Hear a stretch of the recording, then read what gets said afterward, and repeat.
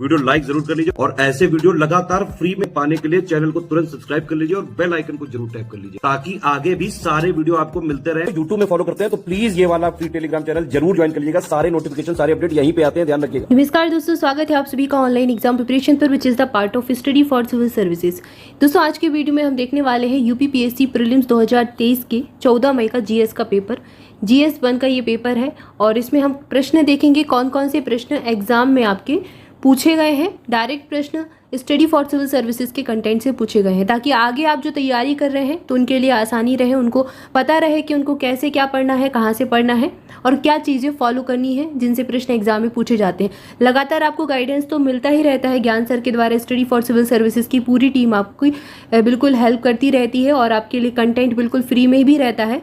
तो आप सारी चीज़ें बस फॉलो करें और आपको रिजल्ट देखने को मिलेंगे। यहाँ पर प्रूफ के साथ मैं आपको दिखाने वाली हूँ कि कौन कौन से प्रश्न डायरेक्टली एग्जाम में पूछे गए। इसका एक पार्ट आ चुका है, प्रीवियस पार्ट भी आप देख सकते हैं। यहाँ पर हमने लास्ट प्रश्न ये वाला देखा था साइंस का 780 पेज का। इस बार आपको एससीएस की तरफ से मटेरियल दिया गया था स्टडी फॉर सिविल सर्विसेज का और उससे भी प्रश्न एग्जाम में पूछे गए हैं। कई सारे प्रश्न डायरेक्टली उसी मटेरियल से आ गए हैं। प्लस आपको कहा गया था करंट अफेयर फॉलो करना है। 29 प्लस प्रश्न जो है 29 के करीब प्रश्न जो है सीधे करंट अफेयर से आए हैं और स्टडी फॉर सिविल सर्विसेज के कंटेंट से पूरे प्रश्न पूछे गए हैं।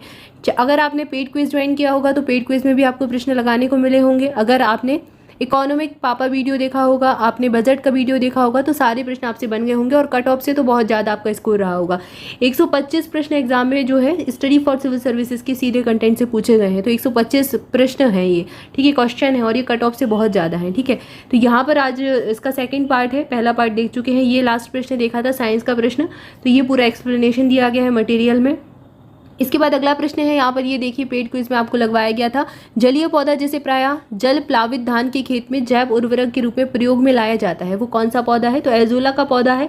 एज इट इज प्रश्न है, ठीक है, और ऑप्शन भी सेम ही दे दिया है। दूसरे नंबर पर यहाँ पर आपने लगाया होगा टिक, बी नंबर पर यहाँ एजोला दिया गया आंसर में। इसके बाद अगला प्रश्न है, राष्ट्रीय उद्यानों में आनुवांशिक विविधता का रखरखाव किया जाता है। अब यहाँ पर आपको ये प्रश्न दिया गया, थोड़ा सा वर्ड्स चेंज है लेकिन बिल्कुल प्रश्न एज इट इज़ है। निम्नलिखित में से कौन सा जैव विविधता संरक्षण के इन सीटू उपाय है? इन सीटू में वही होता है जिनमें अंदर रखरखाव किया जाता है। तो यहाँ पर 1 और 2 राष्ट्रीय उद्यान और पवित्र उपवन। तो इन सीटू संरक्षण यहाँ पर आगे, यहाँ राष्ट्रीय उद्यान उत्तर था और ये इन सीटू यहाँ पर पूछ लिया गया है, ठीक है। इसके बाद अगला प्रश्न देखते हैं। अगला प्रश्न यहाँ पर दिया गया है, ये प्रश्न पूछा गया है एक योजना से कौन सा एक योजना वर्ष सही सुमेलित नहीं है? तो यहाँ पर कई सारी योजनाएं दी गई हैं, उनका वर्ष दिया गया है। अब यहाँ देखो श्यामा प्रसाद मुखर्जी अर्बन मिशन जो है 2015, यहाँ श्यामा प्रकाश मुखर्जी रुर्बन मिशन, ये स्टडी फॉर सिविल सर्विसेज का मटेरियल का आपको स्क्रीनशॉट दिखाया गया है। तो ये 2016 में शुरू की गई थी, 21 फरवरी 2016। तो यही वाला सही सुमेलित नहीं है, ऑप्शन ए सही टिक कर सकते थे आप।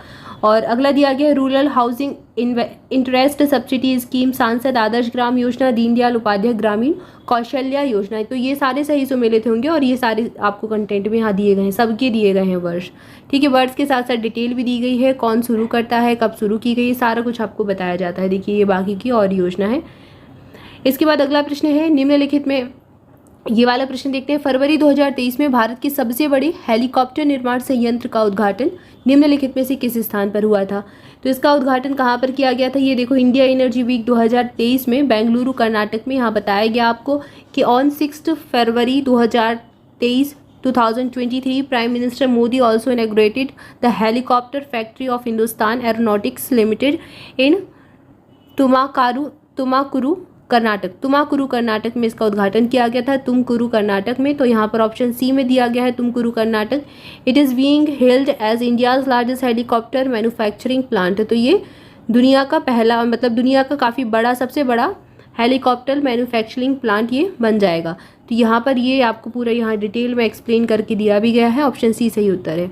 इसके बाद अगला प्रश्न देखते हैं। अगला प्रश्न दिया गया है, खनिज संपदा के संदर्भ में निम्नलिखित में से कौन सा कथन सही है? तो भाई प्रश्न कैसा भी पूछा गया हो, चाहे वो आसान पूछा गया हो, चाहे वो मॉडरेट हो, चाहे वो टफ हो, इजी मॉडरेट टफ कैसा भी लेवल हो प्रश्न का, आपको वो कहीं ना कहीं स्टडी फॉर सिविल सर्विसेज के कंटेंट में मिल जाएगा। चाहे करंट अफेयर में मिले, चाहे आपको मटेरियल जो रहता है स्टैटिक जीके वाला उसमें लिस्टिंग में कंपाइलेशन में कहीं ना कहीं तो आपको मिल ही जाएगा वो प्रश्न, ठीक है। तो अगर आपने लगातार चीज़ें फॉलो की है या फिर 780 पेज का जो मटेरियल था वो भी फॉलो किया है तो कट ऑफ तो आप क्लियर करके जाएंगे, कट ऑफ तो क्लियर कर ही देंगे अगर आपने मेहनत से पढ़ा है, अच्छे से पढ़ा है तो। अब यहाँ 99 नंबर का ये प्रश्न देखिए, जम्मू कश्मीर के रियासी जिले में लिथियम के अनुमानित संपदा भंडार मिले हैं और भारत अनेक खनिजों यथा लिथियम, निकेल और कोबाल्ट के लिए आयात पर निर्भर है। अब यहाँ देखो जम्मू कश्मीर और कश्मीर में मिले थे लिथियम के भंडार, ये पूरा आपको डिटेल में दिया गया है। तो ये कथन बताना है सही या गलत है। तो अगर आपको नॉलेज है, आपको पता है कि ये चीज़ सही है, अभी खोजी गई है, तो आप टिक कर ही लेंगे। इसके बाद अगला प्रश्न है, निम्नलिखित में से कौन सा बंदरगाह देश या बंदरगाह और देश दिया गया है, बताना है सही सुमेलित नहीं है। ठीक है, तो यहाँ पर देखो, यहाँ पर भी बंदरगाह और देश एज इट इज़ प्रश्न आपको अभ्यास करवाया गया पेड क्विज में, ये अभ्यास प्रैक्टिस करवाई जाती है क्विज की, और एज इट इज़ दिया गया है। तो इगार का चीन, ये वाला सही सुमेलित नहीं है। और यहाँ पर भी एज इट इज़ आपको दूसरे नंबर पर ही देखो, बी यहाँ दिया गया है, बी यहाँ दिया गया है। ठीक है, तो आप ये लगा सकते थे। ये वाला भी देखो मॉन्टेवीडियो, ये आपको सी नंबर का ऑप्शन देखेंगे, ये भी बिल्कुल सेम ऑप्शन दे दिया है। जकार्ता इंडोनेशिया का भी सेम ऑप्शन दे दिया है आपको। ठीक है, पूरे ऑप्शन भी एज इट इज़ है, जैसे कि यहीं से प्रश्न उठा लिया हो, एज इट इज़ ऑप्शन दिए गए हैं आपको। ठीक है, देखो ये कितनी कमाल की बात है। अगला दिया गया है, निसार उपग्रह निम्नलिखित में से किस संगठनों द्वारा संयुक्त रूप से विकसित किया गया था। तो इसको इसरो और नासा ने विकसित किया था। ये देखो यहाँ पर दिया गया है, नासा इसरो की साझेदारी से बना है। पृथ्वी अवलोकन उपग्रह निसार किस वर्ष में लॉन्च किया जाएगा, तो इसे जनवरी 2024 में लॉन्च किया जाना है। सारी डिटेल भी दी गई है। अगला दिया गया 1918 के संयुक्त प्रांत किसान सभा का गठन निम्नलिखित में से किस नेता ने किया था, किसके द्वारा ये गठन किया गया था। अब देखो यहाँ किसान सभा दी गई है 1919 से 1922, ये स्टडी फॉर सिविल सर्विसेज के कंटेंट से है। तो किसके द्वारा किया गया था, इंदिरा नारायण द्विवेदी। इंदिरा नारायण द्विवेदी का ऑप्शन सी में दिए गए हैं, तो इन्होंने किया था, ऑप्शन सी सही उत्तर होगा। यही प्रश्न है अंग्रेजी में दिया गया है। आपको जो ऑफिशियल पेपर होता है बाइलिंगुअल होता है, एक साइड इंग्लिश में दिए रहते हैं प्रश्न, एक तरफ हिंदी में दिए रहते हैं, दोनों लैंग्वेज में रहता है। और ऐसे ही स्टडी फॉर सिविल सर्विसेज का कंटेंट भी आपको बाइलिंगुअल मिलता है, हिंदी में और अंग्रेजी में, दोनों माध्यम में मिलता है। तो आप किसी भी माध्यम के हैं, आप फॉलो कर सकते हैं आराम से। निम्नलिखित में से कौन फिरोज तुगलक के नागरकोट अभियान के दौरान संग्रहित 300 संस्कृत पुस्तकों का अनुवाद किया था, किसने किया था, तो यहाँ बताना है। अब यहाँ पर ये दिया गया है, देखो अजीउद्दीन खान के द्वारा किया गया था, किरमानी थे ये, ऑप्शन यहाँ पे डी सही उत्तर हो जाएगा। इसके बाद अगला प्रश्न यहाँ पर देखते हैं। अगला प्रश्न दिया गया है G20 से पूछा है प्रतीक चिन्ह के संदर्भ में। तो यहाँ पर ये दिया गया है आपको G20 का भारत में इस बार मेजबानी मिली है, अध्यक्षता। तो इसमें कमल की 7 पंखुड़ी दिखाई गई हैं और 7 महाद्वीपों को ये दर्शाती हैं। तो प्रतीक चिन्ह में 7 पंखुड़ियों वाला कमल है। प्रतीक चिन्ह की 7 पंखुड़ियाँ 7 महाद्वीपों का प्रतिनिधित्व करती हैं। दोनों ही कथन सही हो जाएंगे। इसके बाद और देखते हैं, बहुत सारे प्रश्न हैं, 125 प्लस प्रश्न यहाँ से पूछे गए हैं। तो सारे एक एक करके देखेंगे, 2-3 पार्ट में, एक पार्ट आ चुका है प्रीवियस, आप देख सकते हैं चैनल पर जाकर। लोकसभा की प्रथम महिला स्पीकर निम्नलिखित में से कौन थी। तो यहाँ पर देखो ये प्रश्न, देश की प्रथम महिला लोकसभा अध्यक्ष का नाम क्या था, तो मीरा कुमार, ऑप्शन सी सही उत्तर हो जाएगा। संयुक्त राज्य अमेरिका और मैक्सिको के बीच सीमा पर स्थित नदी कौन सी है, तो यहाँ पर मैक्सिको और संयुक्त राज्य अमेरिका के मध्य स्थित नदी कौन सी है, रियो ग्रांडे नदी, ये सीमा पर स्थित है, ऑप्शन सी यहाँ सही उत्तर हो जाएगा। इसके बाद अगला प्रश्न यहाँ पर देखिए, निम्नलिखित में से किस स्कॉर्पियन श्रेणी की पनडुब्बी को जनवरी 2023 में भारतीय नौसेना में शामिल किया गया, किसको शामिल किया गया था। देखो भारतीय नौसेना को 5वीं स्कॉर्पियन पनडुब्बी बागीर प्राप्त हुई है मुंबई में, तो यहाँ पर बागीर सही उत्तर हो जाएगा, ऑप्शन सी सही उत्तर हो जाएगा। तो ये करंट अफेयर से कितने सारे प्रश्न पूछे गए हैं। अगला प्रश्न यहाँ पर दिया गया है, हाल ही में सेंट्रल बैंक ऑफ ऑस्ट्रेलिया अपने कितने डॉलर की नोटों से ब्रिटिश सम्राट महारानी एलिजाबेथ का चेहरा हटाने की घोषणा की गई है। तो ये तो स्टडी फॉर सिविल सर्विसेज का जो है स्क्रीनशॉट है। यहाँ प्रश्न ये है, देखो प्रश्न ये पूछा गया था एग्जाम में, 14 मई का ये पेपर है। प्रश्न यहाँ पूछा गया था, 2 फरवरी 2023 को निम्नलिखित में से किस देश ने केंद्रीय बैंक सेंट्रल बैंक के अपने करेंसी नोट से ब्रिटिश राजशाही की हटाने की घोषणा की है। तो ये किसकी थी, तो ये ब्रिटिश सम्राट महारानी एलिजाबेथ का था। तो यहाँ पर ब्रिटिश का हो जाएगा। अब ये ऑस्ट्रेलिया, अपने ऑस्ट्रेलिया करेगा, सेंट्रल ऑफ ऑस्ट्रेलिया, तो ऑस्ट्रेलिया यहाँ सही उत्तर हो जाएगा। तो प्रश्न थोड़ा सा लैंग्वेज में परिवर्तन है, बाकी एज इट इज़ आपको सारी चीज़ें वही देखने को मिलेंगी। अब यहाँ पर एक प्रश्न ये पूछा गया, निम्नलिखित में से कौन महिला स्वतंत्रता सेनानी भारत छोड़ो आंदोलन से संबंधित नहीं है। तो ये भारत छोड़ो आंदोलन की सारी महिला स्वतंत्रता सेनानी यहाँ दी गई हैं। अरुणा आसफ अली यहाँ पर हैं, मतांगिनी हजारा यहाँ पर हैं। तो देखो ये इन दोनों को तो अलग कर देंगे क्योंकि ये दोनों हैं। इसके बाद और देखिए, कनकलाता बरुआ भी है यहाँ पर, जो ऑप्शन ये दिया गया है। तो अभी एक इन्हीं का नाम बचा है, शांति घोष ही नहीं है, तो बाकी की आप सारे देख सकते हैं और कौन कौन थी। तो शांति घोष नहीं थी, ऑप्शन डी यहाँ से उत्तर हो जाएगा। नहीं वाला चुनना है, कौन शामिल नहीं था। इसके बाद अगला प्रश्न यहाँ पर देखिए, फरवरी 2023 तक उत्तर प्रदेश में अमृत भारत स्टेशन योजना के तहत आधुनिकीकरण के लिए कितने रेलवे स्टेशनों की पहचान की गई है। तो ये उत्तर प्रदेश में 149 रेलवे स्टेशनों की पहचान यहाँ पर की गई थी। अमृत भारत स्टेशन योजना रेल मंत्रालय की है। 149 सही उत्तर है, ऑप्शन डी। इसके बाद अगला प्रश्न यहाँ पर देखिए, दिसंबर 2022 में जारी सामाजिक प्रगति सूचकांक आया, उसके अनुसार टियर 1 में निम्नलिखित में से कौन अति उच्च सामाजिक प्रगति के शीर्ष 3 स्थानों पर है। तो कौन रहा? शीर्ष 3 स्थान आपको यहाँ दिए गए हैं, पुडुचेरी, लक्षद्वीप और गोवा। पुडुचेरी, लक्षद्वीप और गोवा। अब आपको ये किस में देखने को मिल रहे हैं? पांडिचेरी, लक्षद्वीप और गोवा ऑप्शन ए में देखने को मिल रहे हैं। ठीक है, देखो ये दिया गया सामाजिक प्रगति सूचकांक आया है, किसके द्वारा निकाला जाता है, क्या इसकी डिटेल रही, क्या इससे संबंधित एक्स्ट्रा डिटेल है, एक्स्ट्रा तथ्य है, एक्सप्लेनेशन, सारा कुछ आपको डिटेल में यहाँ दिया जाता है। आप देख सकते हैं ये पूरा स्टडी फॉर सिविल सर्विसेज का कंटेंट है। जिसने पापा वीडियो भी अगर करंट अफेयर का देखा होगा ना, तो करंट अफेयर के सारे प्रश्न बन गए होंगे। अगला प्रश्न है, डीकेन विश्वविद्यालय के संदर्भ में बताना है कौन सा कथन सही है। सही कथन को चुनना है यहाँ पर आपको। पहला कथन यहाँ पर दिया गया, यह एक स्वतंत्र परिसर के माध्यम से भारत में प्रवेश करने वाला पहला विदेशी विश्वविद्यालय है। दूसरा दिया गया, इसे महाराष्ट्र में स्थापित किया जाएगा। अब देखो यहाँ भारत और ऑस्ट्रेलिया के मध्य समझौता हुआ था, जिसमें ऑस्ट्रेलिया के प्रधानमंत्री एंथनी अल्बनीज की पहली भारत यात्रा के दौरान ऑस्ट्रेलिया के 2 विश्वविद्यालयों बोलोंगोंग और डीकेन ने अपने परिसरों को गुजरात की गिफ्ट सिटी में स्थापित किए जाने को लेकर समझौता किया है। तो महाराष्ट्र में तो बिल्कुल नहीं किए जा रहे हैं, कहाँ किए जा रहे हैं? गुजरात में किए जा रहे हैं। अभी आप इसको सही कर सकते हैं। अगला प्रश्न यहाँ पर पूछा गया है, कैप्टन हॉकिंस के संदर्भ में बताना है कौन सा कथन सही है।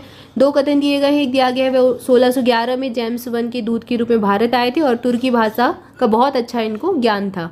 अब यहाँ देखो कैप्टन हॉकिंस के बारे में पूरा आपको यहाँ पर दिया गया है, सारा कुछ दिया गया है। कैप्टन हॉकिंस बादशाह जहांगीर से मिलने आए थे। ठीक है, कहाँ से आए थे, सारी पूरी डिटेल यहाँ पर दी गई है। तो आप इसको पढ़ सकते हैं, देख सकते हैं कि कैसे आपको कंटेंट दिया जाता है और कैसे एज इट इज़ प्रश्न पूछ लिए जाते हैं। हॉकिंस ने तुर्की भाषा ये बोल सकता था। ठीक है, यहाँ पर लिखा हुआ है तुर्की भाषा का इनको ज्ञान था।